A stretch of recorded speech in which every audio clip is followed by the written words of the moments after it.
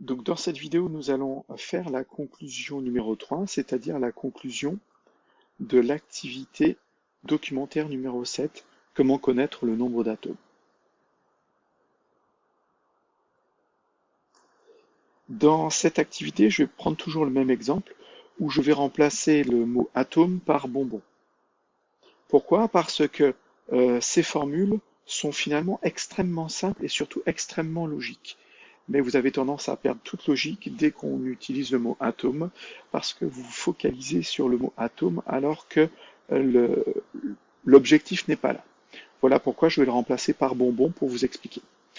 Donc pour un échantillon de masse m, on trouve le nombre grand N d'atomes si on connaît la masse d'un seul atome. Ça veut dire quoi? Si je veux calculer le nombre de bonbons, je prends la masse de tous mes bonbons et je la divise par la masse d'un bonbon.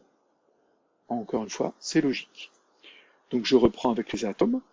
Si je veux connaître le nombre d'atomes, je prends la masse de tous mes atomes et je le divise par la masse d'un atome.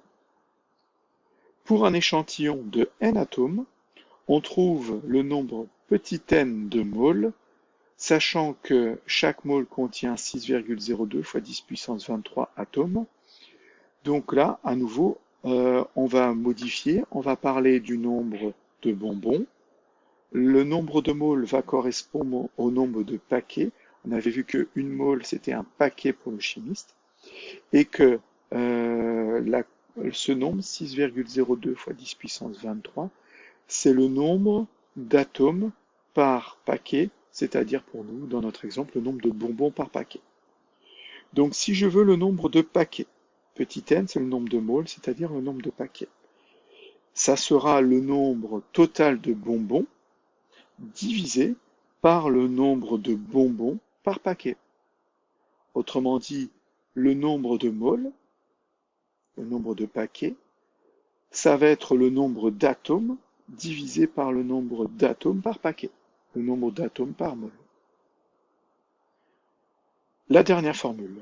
Une molécule est un assemblage de plusieurs atomes, donc la masse d'une molécule est la somme des masses des atomes qu'elle contient.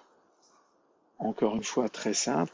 Là, je vais imaginer un autre exemple. Je vais partir sur une trousse. La masse de ma trousse, ça va être la masse des constituants de ma trousse. Donc, la masse de ma trousse, ça va être la masse de ma trousse vide, plus la masse de mes stylos, plus la masse de ma gomme, par exemple, qui constitue ma trousse. Donc, la masse de ma trousse pleine, c'est bien la somme des masses des constituants de ma trousse. Donc, la masse de ma molécule, qui est constituée d'atomes, c'est la somme des masses des atomes.